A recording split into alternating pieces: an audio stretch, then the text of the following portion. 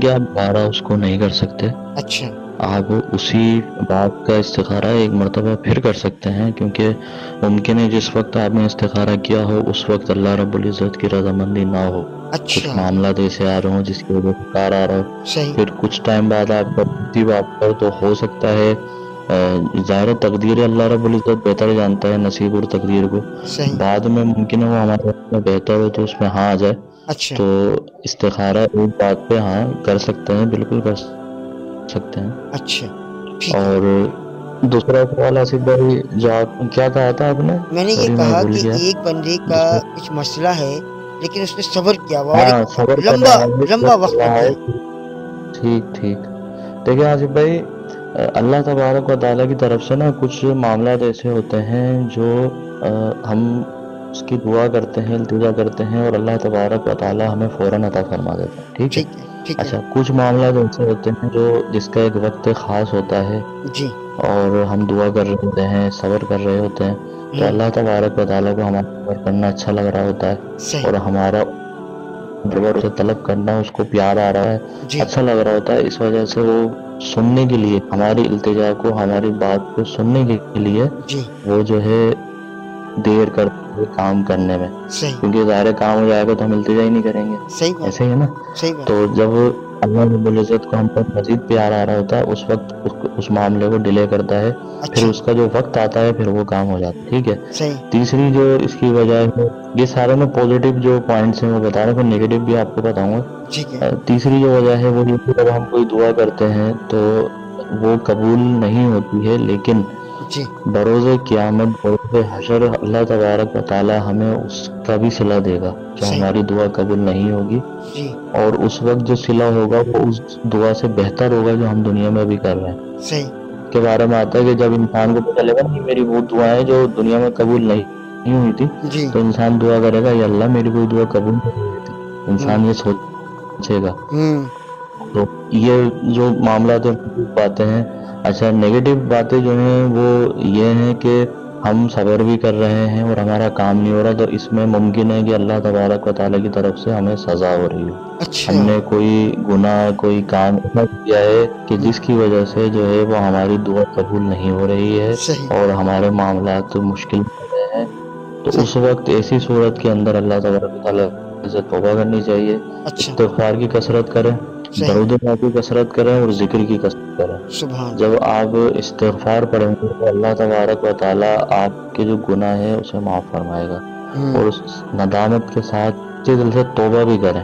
صحیح جب آپ سچے دل سے توبہ کریں گے اور اگر گناہ ذہن میں ہے کہ یہ گناہ کیا ہے تو نام لے کر یہ پکی توبہ کریں کہ آئندہ وہ گناہ نہ کریں گے. صحیح اور اگر گناہ ذہن میں نہیں ہے کہ ہو سکتا ہے انسان گناہ گار ہے کہ ہی گناہ ہو جاتے ہیں، ہوں یاد نہیں آ رہا کہ ایسا، ہوں تو اگر ایسا بھی ہے تو اللہ تعالیٰ سے یہ آپ التجا کر سکتے ہیں، یا اللہ جی تو غفور الرحیم ہے، جو بھی گناہ صغیرہ ہوں یا کبیرہ ہوں جی اسے معاف فرما اور آئندہ بچنے کو توفیق عطا فرما.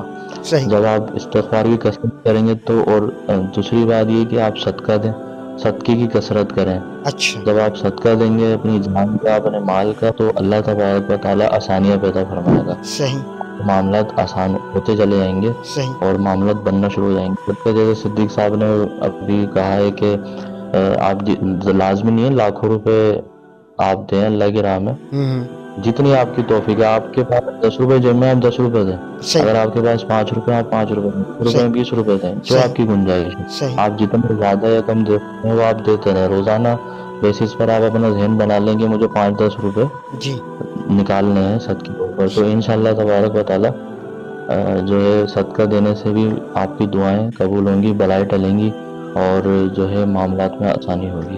بالکل جی بالکل آصف بھائی. بالکل جناب بالکل. صدیق بھائی آپ کیا کہیں گے اس حوالے سے، جو کہ صبر کر رہے ہیں اور کام نہیں ہو رہا، مختصر کیا کہنا چاہیں گے اس پر؟ دونوں باتوں کے لیے میں یہ عرض کروں گا کہ سب سے پہلے تو ہم استخارہ بار بار اس لیے کرتے ہیں جی کہ ہمیں اپنا من چاہا جواب چاہیے. ہاں مثال کے طور پر میں نے صحیح ایک دکان سوچ لی کہ مجھے دکان کھولنی ہے، صحیح ورکنگ میں نے کر لی ہے پوری. صحیح اتنا ایڈوانس ہے، یہ آئٹم رکھوں گا، یہ آئٹم بیچوں گا. اب میں نے استخارہ کروایا نجم صاحب سے. نجم صاحب نے فرمایا کہ بھائی بہتر نہیں ہے. میں تو تیاری کر کے بیٹھا ہوں ساری. اب میں جاؤں گا آصف بھائی کے پاس. آصف بھائی یار یہ دکان ہے، یہ معاملہ ہے. آصف بھائی کہیں گے کہ ہاں بھائی اوکے بہتر ہے. تو اب دونوں باتیں ہو جائیں گی. ایک تو آصف بھائی ماشاء اللہ پہنچی ہوئی ہستی ہو گئے، ان کا استخارہ بالکل صحیح ہے، اور میں جو چاہ رہا تھا وہ کام بھی ہو گیا.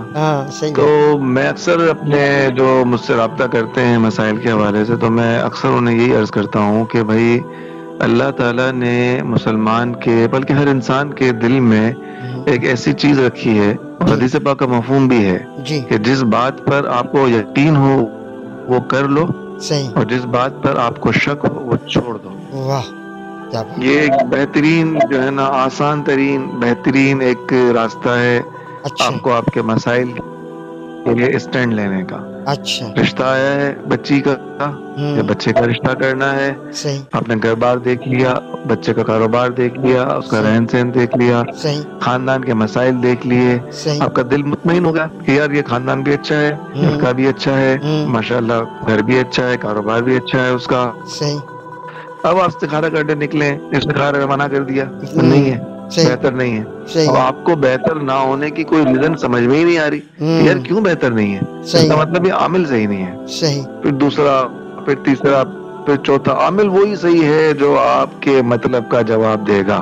وہی پہنچی ہوئی ہستی ہے، وہی دیکھ رہا ہے لوہے محفوظ پر، کیونکہ آپ نے سوچ لیا نا. اس لیے تو ہمیں اپنا جب من چاہے جواب چاہیے تو ہم کیوں نہیں ہمارا دل جہاں جم جائے وہ کام کر لیں. پہلی بات. دوسری بات یہ کہ انسان، وہی بات میں اس کو بھی یہاں کنیکٹ کروں گا کہ بہت زیادہ صبر کرنے کے بعد بھی وہ کام نہیں ہوتا.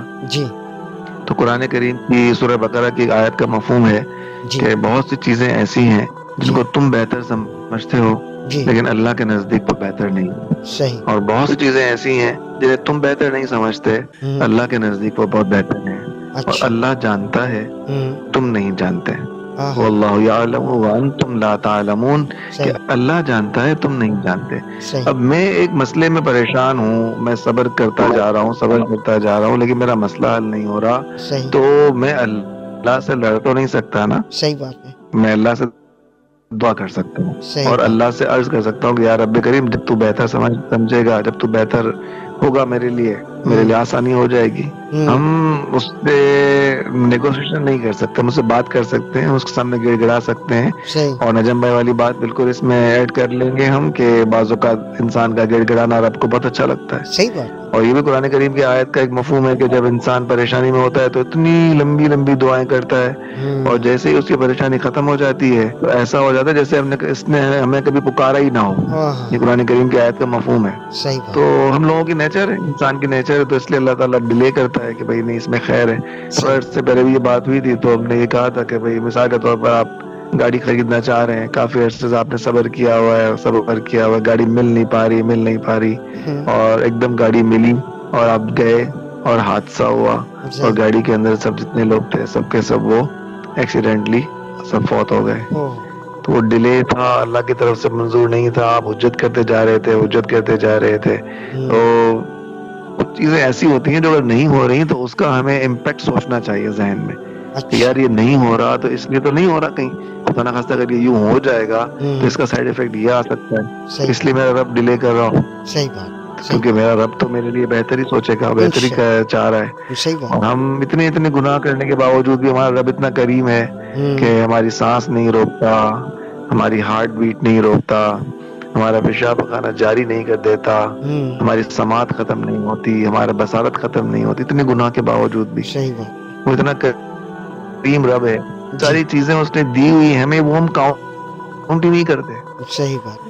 وہ تو کسی بس ہمارا ایک کام نہیں ہو رہا، ہم ایک مسئلے میں پریشان ہیں تو اس کا ہمیں شکوہ شکایت رہتا ہے، رونا رہتا ہے ہمارا کہ نہیں یار میرا اللہ تو میری سنتا ہی نہیں ہے، پتہ نہیں کیا گناہ ہو گیا اسے. ارے اللہ اتنا کریم ہے کہ تمہاری زندگی ماشاءاللہ پیروں پر تم چل رہے ہو، زبان سے بول رہے ہو، دماغ سے سوچ رہے ہو. جا کے دیکھو نا پاگل خانوں میں کتنے لوگ بیچارے جو ہے وہ کس طرح کی زندگی گزار رہے ہیں. ایک پاگل خانہ، ایک یتیم خانہ، اور ایک اولڈ ایج جو اولڈ ہاؤس جو ہوتے ہیں، اولڈ ہوم جو ہوتے ہیں. یہ عبرت کے بہت بڑے مقام ہیں آصف بھائی. کوئی نرم دل ہوگا نا تو وہاں جائے گا تو وہ روئے بنا نہیں رہ سکے گا. تھوڑے عرصے پہ کیمرے لے کر اور ٹیم نہیں تھی اور اس نے انٹرویو کیا تھا. اچھا. تو واقعی وہ دیکھ کر رونا آ گیا اور دھاڑے مار مار کے میں رونے لگا نا کہ یار یہ کیا مطلب زندگی ہے, کیا زندگی ہے یہ, لیکن لوگ گزار رہے ہیں. اور دیکھیں ہم کتنے